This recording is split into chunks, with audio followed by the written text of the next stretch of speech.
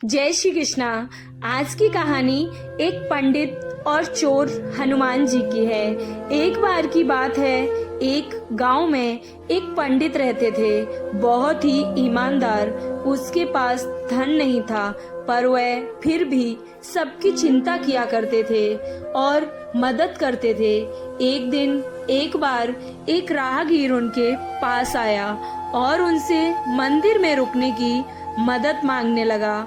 पंडित को लगा कि कोई बेचारा बहुत दूर से आया है, रात होने को आई है, पता नहीं कहां से भटकते हुए यहाँ पर आया होगा।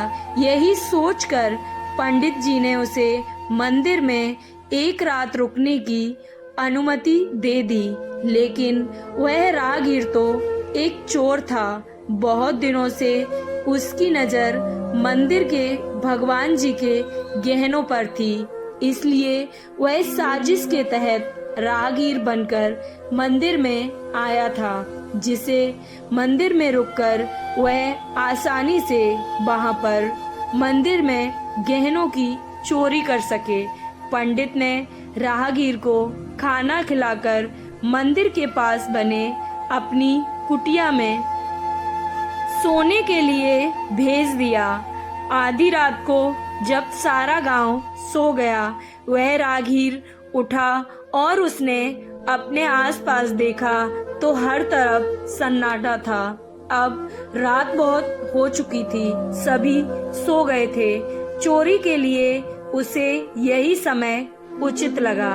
उसने मंदिर में चोरी की और रात में ही गांव से वह बहुत दूर चला गया। सुबह जब पंडित जी आए तो उन्होंने देखा कि मंदिर में चोरी हो गई है। उन्होंने पूरे गांव को चोरी की सूचना दे दी। देखते ही देखते पूरा गांव मंदिर के परिसर में जमा हो गया। लेकिन पंडित जी अब अत्यंत ही चिंतित थे। तभी एक दबे जवान से पंडित के विरोधी ने मंदिर में चोरी का इल्जाम पंडित जी पर ही लगा दिया। विरोधियों ने दलील दी कि पंडित जी को अपनी बेटी की शादी की बहुत चिंता थी, अपनी बेटी की शादी करना चाह रहे थे, उन्हें पैसों की जरूरत थी।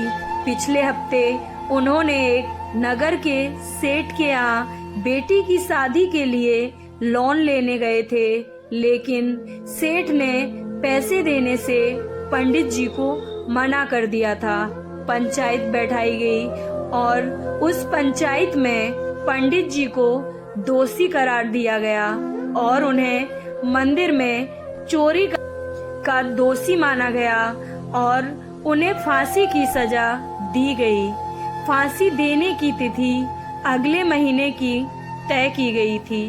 पंडित जी अत्यंत ही चिंतित थे, लेकिन पंडित जी हनुमान जी के बहुत बड़े भक्त थे। हनुमान जी को यह सब देखकर अत्यंत ही दुख हुआ। हनुमान जी ने अपनी माया से चोर को अब पागल कर दिया।